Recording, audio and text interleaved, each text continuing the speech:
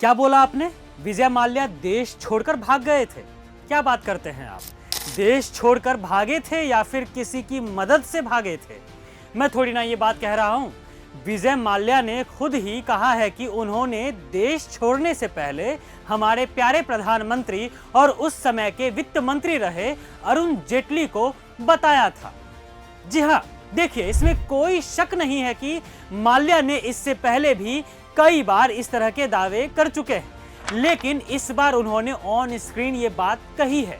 भगोड़े विजय माल्या ने एक पॉडकास्ट में कहा है कि उन्होंने 2 मार्च 2016 को देश छोड़ने से पहले वित्त मंत्री जेटली से मिले थे और एयरपोर्ट जाने से पहले उनसे कहा था कि मैं 1 दिन के लिए जेनेवा जा रहा हूं। वहां FIA वर्ल्ड काउंसिल मीटिंग थी, इसलिए जहां मेरा जाना 1 महीने पहले से ही तय हो चुका था।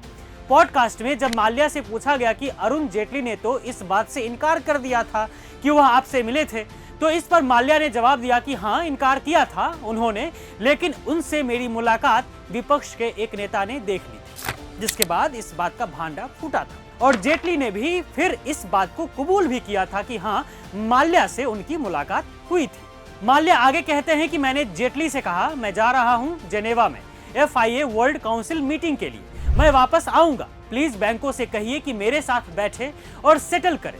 फिर इतना कहने के बाद माल्या ड्राइव करते हुए एयरपोर्ट के लिए रवाना हो गए।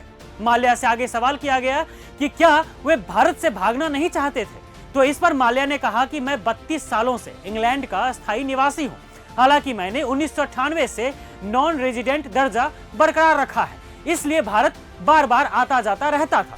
भारत में मैं 180 दिन बिता सकता था।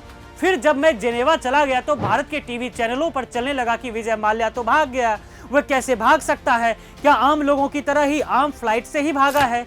अरे, मैं वित्त मंत्री को बताने के बाद बैठक में हिस्सा लेने गया था, वो भी पार्लियामेंट से एयरपोर्ट तक ड्राइव करके।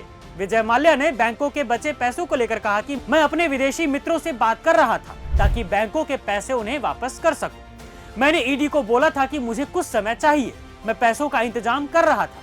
मैं जब CBI के सामने पेश हो सकता था तो क्या ED के सामने नहीं होता, लेकिन मेरे पासपोर्ट को निरस्त कर दिया गया। फिर बिना पासपोर्ट के कैसे आता मैं, समझे आप?